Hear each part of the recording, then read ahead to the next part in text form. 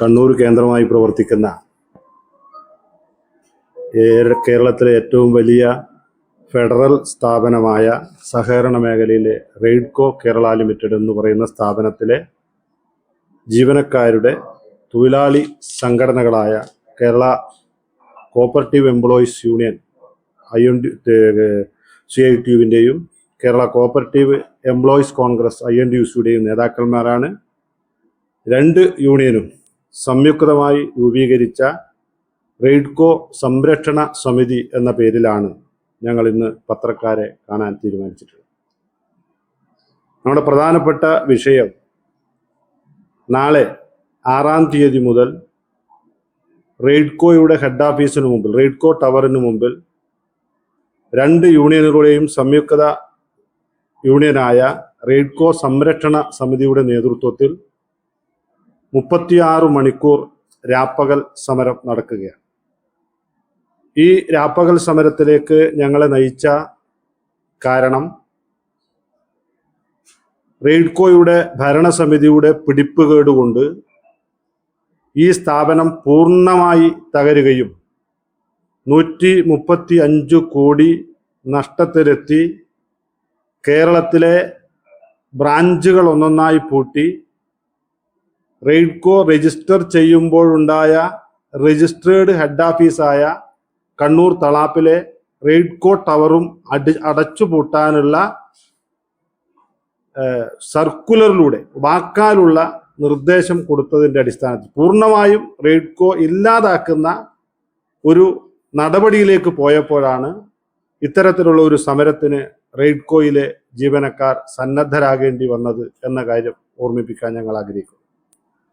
സ്ഥാപനത്തെ സംബന്ധിച്ചിടത്തോളം 1972 ആരംഭിച്ച ഒരു പ്രസ്ഥാനമാണ് റെയ്ഡ്കോ കേരള ലിമിറ്റഡ്. പ്രിയപ്പെട്ട ദിവംഗതനായ സ്വാതന്ത്ര്യ സമര സേനാനി കൂടിയായിട്ടുള്ള നമ്മുടെ PM കുഞ്ഞിരാമൻ നമ്പ്യാർ അവരുടെ നേതൃത്വത്തിലാണ് ഈ സ്ഥാപനം ആരംഭിച്ചിട്ടുള്ളത്. അന്നത്തെ അതിപ്രഗത്ഭരായ PP അപ്പക്കുട്ടിയെ പോലുള്ള ആളുകൾ അന്ന് ഭരണ സമിതിയിൽ ഉണ്ടായിരുന്നു. പിന്നീട് കണ്ണൂരിൻ്റെ നഗരസഭാ ചെയർമാൻ കൂടിയായിട്ടുള്ള PP ലക്ഷ്മണൻ മുതൽ CPM-ന്റെ പ്രിയപ്പെട്ട നേതാവ്, ഇപ്പോൾ മുഖ്യമന്ത്രിയുടെ പൊളിറ്റിക്കൽ സെക്രട്ടറി കൂടിയായിട്ടുള്ള ശ്രീ P ശശി ഉൾപ്പെടെ പ്രഗത്ഭരായ ആളുകൾ നേതൃത്വം കൊടുത്ത ഒരു സഹകരണ സംഘമാണ്. കേരളത്തിലെ നോൺ ക്രെഡിറ്റ് മേഖലയിൽ സഹകരണ സംഘത്തെക്കുറിച്ച് പഠിക്കുന്ന വിദ്യാർത്ഥികൾക്ക് ഒരു പേപ്പർ പഠന വിഷയമായിട്ടുള്ള ഫെഡറൽ സംഘമാണ് റെയ്ഡ്കോ കേരള ലിമിറ്റഡ്. ആ സ്ഥാപനം 1972 മുതൽ പടിപടിയായി കേരളത്തിലെ ഏറ്റവും വലിയ, ഏറ്റവും നല്ല സഹകരണ മേഖലയിലെ പ്രസ്ഥാനമായി വളർത്തിയെടുക്കുന്നതിന് അവർക്ക് സാധിച്ചിട്ടുണ്ട്. ആ സ്ഥാപനം 2000-ലെത്തി നിൽക്കുമ്പോൾ കേരളത്തിലെ ഏറ്റവും നല്ല സ്ഥാപനമായി ലാഭവിഹിതം കൊടുക്കുന്ന ജീവനക്കാർക്ക് എസ്ഗ്രേഷ്യ ഉൾപ്പെടെയുള്ള ബോണസ് 20 ദിവസത്തെ ബോണസ് കൊടുത്ത ഒരു സഹകരണ സ്ഥാപനമാണ്. മറ്റ് സഹകരണ സ്ഥാപനങ്ങൾ പലതും നഷ്ടത്തിൽ പോകുമ്പോഴും ഏറ്റവും വലിയ ലാഭത്തിൽ പ്രവർത്തിച്ച സഹകരണ സംഘമായിരുന്നു 2000 വരെ ഈ റെയ്ഡ്കോ കേരള ലിമിറ്റഡ് എന്ന് പറയുന്ന സ്ഥാപനം. ആ 2000-ന് ശേഷമാണ് റെയ്ഡ്കോ എന്ന് പറയുന്ന ഈ സഹകരണ സ്ഥാപനം തകർച്ചയുടെ വക്കിലേക്ക് പോയത്. സ്ഥാപനത്തിലെ മാനേജ്മെന്റിന്റെ കെടുകാര്യസ്ഥത കൊണ്ട് മാത്രമാണ് ഈ സ്ഥാപനം ആ രീതിയിലേക്ക് പോയത്. ഡൈവേഴ്സിഫിക്കേഷന്റെ ഭാഗമായി ഇതിന്റെ തകർച്ചയുടെ ഒന്നാമത്തെ കാരണമെന്ന് പറയുന്നത് ഡൈവേഴ്സിഫിക്കേഷന്റെ ഭാഗമായി നമ്മൾ ആരംഭിച്ച കറി പൗഡർ ഫാക്ടറിയാണ്. ആ കറി പൗഡർ ഫാക്ടറി ആരംഭിക്കുമ്പോൾ ട്രേഡിംഗ് മേഖലയിൽ നിന്ന് ആ വിഭാഗത്തിലേക്ക് മാറ്റപ്പെട്ട 20 കോടി രൂപ, അതുപോലെ തന്നെ അതിനുശേഷം റിനുവേഷൻ വർക്കുമായി ബന്ധപ്പെട്ട് ആ കറി പൗഡർ മേഖലയിലേക്ക് ട്രേഡിംഗ് മേഖലയിൽ നിന്ന് വീണ്ടും കോടികൾ പോയപ്പോൾ 38 കോടിയോളം രൂപ ട്രേഡിംഗ് മേഖലയിൽ നിന്നും മാത്രമായി ഈ കറി പൗഡർ ഫാക്ടറി നന്നാക്കിയെടുക്കുന്നതിന് വേണ്ടി ചെലവഴിക്കുകയുണ്ടായി. ആ സ്ഥാപനം അത്തരത്തിൽ അതിന് ചെലവഴിച്ചിട്ടും 2019 വരെ മേൽസ്ഥാപനം കറി പൗഡർ ഫാക്ടറി വലിയ നഷ്ടത്തിലേക്കാണ്. 38 കോടി രൂപ 2019-20 വർഷം വരെ 38 കോടി രൂപ നമ്മൾ അങ്ങോട്ട് കൊണ്ടുപോയെങ്കിലും ആ സ്ഥാപനവും നഷ്ടത്തിലേക്ക് പോകുന്ന സാഹചര്യമാണ് ഉണ്ടായത്. വീണ്ടും കറി പൗഡർ ഫാക്ടറിയിലേക്ക് കൂടുതൽ തുക ഈ ട്രേഡിംഗ് മേഖലയിൽ നിന്ന് അതിന്റെ റിനോവേഷൻ വർക്കിനും അതുപോലെ തന്നെ പുതുതായി രൂപീകരിച്ച നേരത്തെ ഫാമിലി കറി പൗഡർ എന്ന പേരിലാണ് സ്ഥാപനം ഉണ്ടായിരുന്നതെങ്കിൽ പിന്നീട് റെയ്ഡ്കോ കറി പൗഡർ എന്ന രീതിയിൽ അത് മാറ്റി അതിലൂടെ കോടികൾ ഇവിടെ നിന്ന് ട്രേഡിംഗ് മേഖലയിൽ നിന്ന് അങ്ങോട്ട് മാറ്റപ്പെടുന്ന സാഹചര്യം ഉണ്ടായി. അങ്ങനെ ഈ ട്രേഡിംഗ് മേഖലയിൽ നിന്ന് പൂർണ്ണമായും പണം ഉപയോഗിച്ച് അന്ന് ഇതിൽ നിന്ന് പണമെടുക്കുമ്പോൾ അന്നത്തെ ചെയർമാൻ പറഞ്ഞൊരു കാര്യമുണ്ട്, കുറച്ചുകൂടി നഷ്ടത്തിലേക്ക് പോകുന്ന ട്രേഡിംഗ് മേഖല, ആ ട്രേഡിംഗ് മേഖലയെ ഇനി നമ്മുടെ സാധ്യതകൾ കറി പൗഡർ ഫാക്ടറിയാണ്, അതുകൊണ്ട് കറി പൗഡറിനെ കുറച്ചുകൂടി മെച്ചപ്പെടുത്താൻ ഇതിൽ നിന്ന് തുക എടുത്താൽ ഈ തുക കൊണ്ട് അവിടെ വിനിയോഗിച്ചാൽ അവിടെ ലാഭത്തിലേക്ക് വരുമ്പോൾ നമ്മുടെ സ്ഥാപനത്തിലെ മൊത്തം ജീവനക്കാർക്ക് അത് ഗുണമായി വരും എന്ന് പറഞ്ഞാണ് ഇവിടെ നിന്നുള്ള ഫണ്ട് ഉപയോഗിച്ച് അവിടെ കൂടുതൽ വർക്കുകൾ ആരംഭിക്കുകയും അതിനുവേണ്ടി കൂടുതൽ തുക ചെലവഴിക്കുകയും ചെയ്തത്.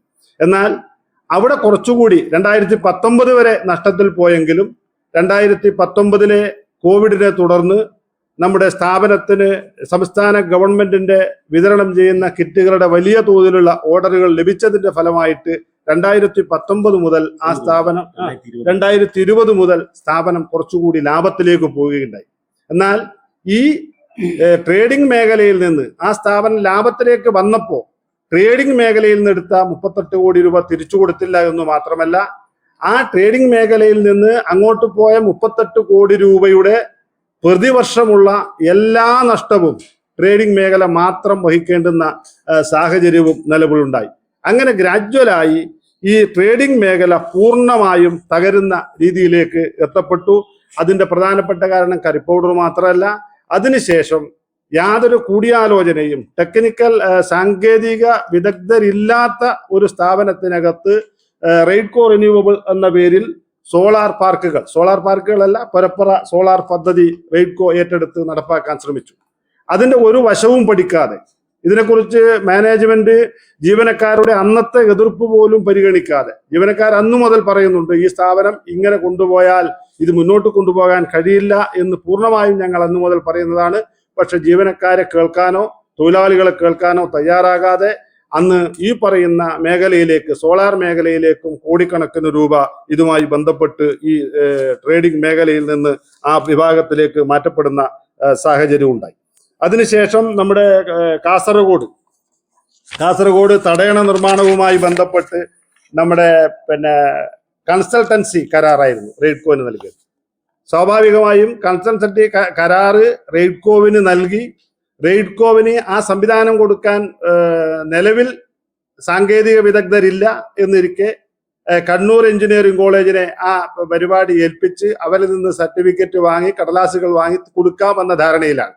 പക്ഷേ കാസർഗോഡ് ജില്ലാ പഞ്ചായത്തിന് ഇതൊക്കെ സബ്മിറ്റ് ചെയ്തെങ്കിലും ഇന്നുവരെ ആ കാസർഗോഡ് ജില്ലാ പഞ്ചായത്തിൽ നിന്ന് കോടിക്കണക്കിന് രൂപ കൺസൾട്ടൻസി ഇനത്തിൽ ലഭിക്കേണ്ടുന്ന തുകയും മേടിച്ചെടുക്കാൻ വേണ്ടി കഴിഞ്ഞില്ല. അതിലും കോടിക്കണക്കിന് രൂപ, 1 കോടിയോളം രൂപ അതിലും നഷ്ടപ്പെടുന്ന സാഹചര്യം ഉണ്ടായി. അതുപോലെ തന്നെ കഞ്ചിക്കോട് ഫാക്ടറിയുമായി ബന്ധപ്പെട്ട വിഷയം, കഞ്ചിക്കോട് ഫാക്ടറി ഇപ്പോൾ പൂർണ്ണമായും അടച്ചുപൂട്ടി. കഞ്ചിക്കോട് ഫാക്ടറി അടച്ചുപൂട്ടുന്നതിന് മുമ്പ് അവിടെ 40 ലക്ഷത്തോളം രൂപ ചെലവാക്കി പുതിയ ബിൽഡിങ്ങുകൾ പണിതു. ആ ബിൽഡിങ്ങുകൾ പണിത് അതിന്റെ പൂർത്തീകരിച്ച് 2 വർഷം കഴിഞ്ഞപ്പോൾ ആ ഫാക്ടറി അടച്ചുപൂട്ടി. കഞ്ചിക്കോട് ഫാക്ടറി എന്ന് പറഞ്ഞാൽ കേരളത്തിലെ പമ്പ് സെറ്റ് നിർമ്മാണ മേഖലയിൽ റെയ്ഡ്കോയെ കവച്ചു വെക്കാൻ കഴിയാത്ത രീതിയിലുള്ള സാങ്കേതിക വിദ്യ ഉപയോഗിച്ച് നമ്മൾ സ്ഥാപിച്ച സ്ഥാപനമാണ്.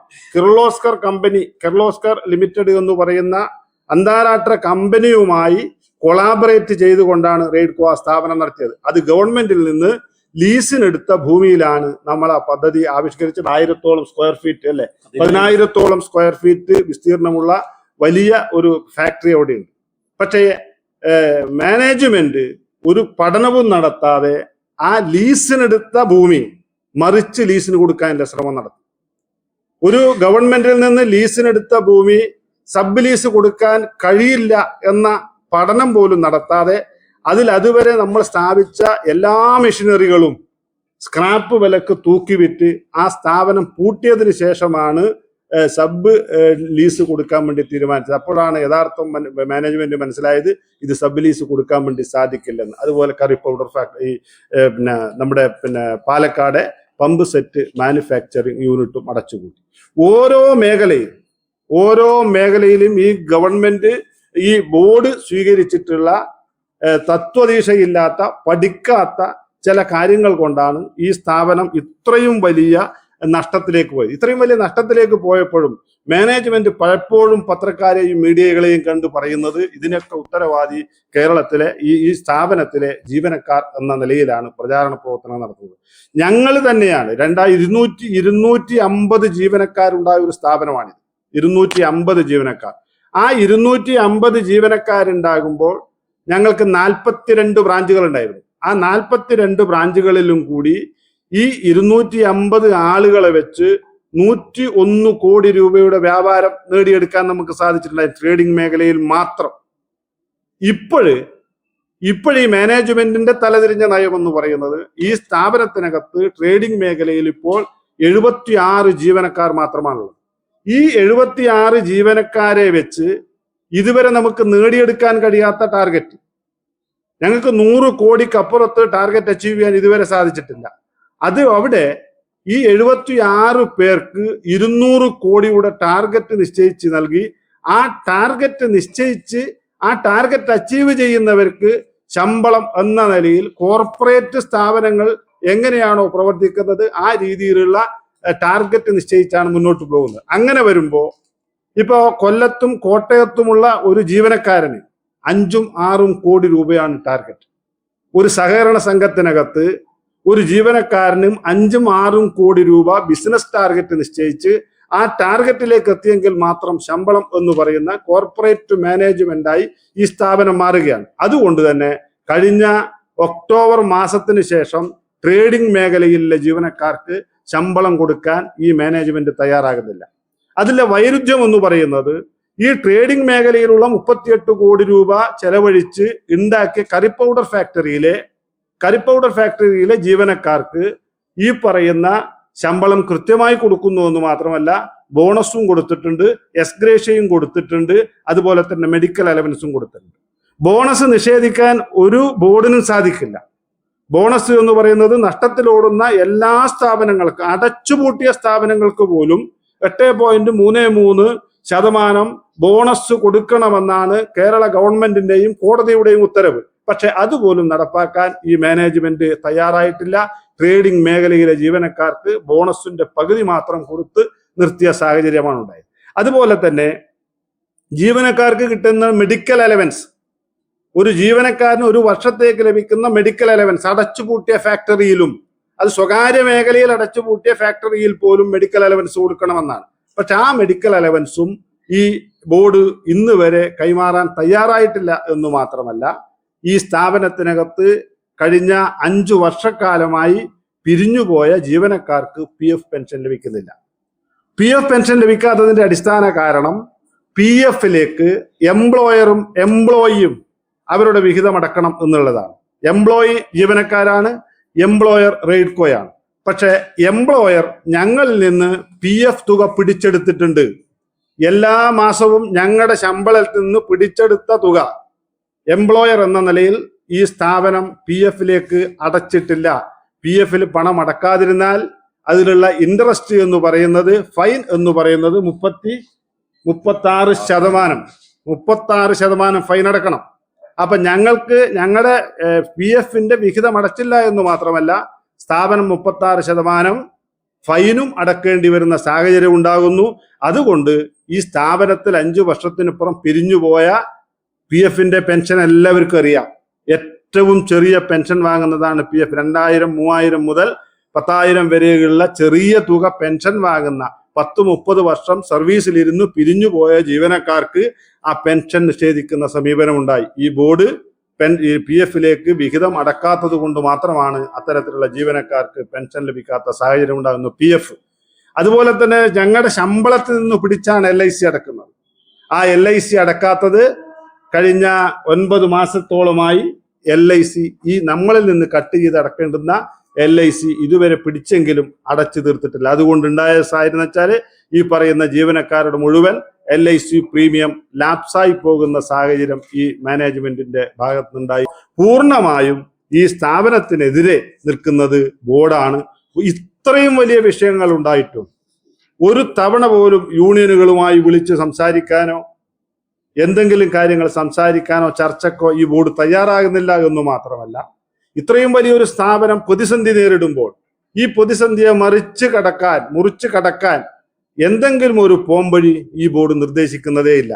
ബോർഡ് മുന്നോട്ട് വെക്കുന്നത് നിങ്ങൾക്ക് ടാർഗറ്റ് ഉണ്ട്, നിങ്ങൾ പണിയെടുത്ത് കൊണ്ടുവരണം എന്നുള്ളതാണ്. എന്തുകൊണ്ടാണ് സ്ഥാപനം തകർന്നത് എന്ന് വെച്ചാൽ ഇവിടെ ഫണ്ട് ഫ്ലോ ഇല്ല എന്ന് നമ്മുടെ ട്രേഡിംഗ് മേഖലയിലുള്ള തുക മറുഭാഗത്തേക്ക് പോയപ്പോൾ നമുക്ക് തരുന്ന സപ്ലയർമാർ, വിവിധ കമ്പനികൾ, ആ കമ്പനികൾക്ക് സാധനം സപ്ലൈ ചെയ്തവർക്ക് തിരിച്ച് തുക കൊടുക്കാൻ കഴിയാത്ത സാഹചര്യത്തിലാണ് നമ്മുടെ ബിസിനസ് ട്രേഡിംഗ് മേഖലയിൽ നിന്നു പോകുന്നത്.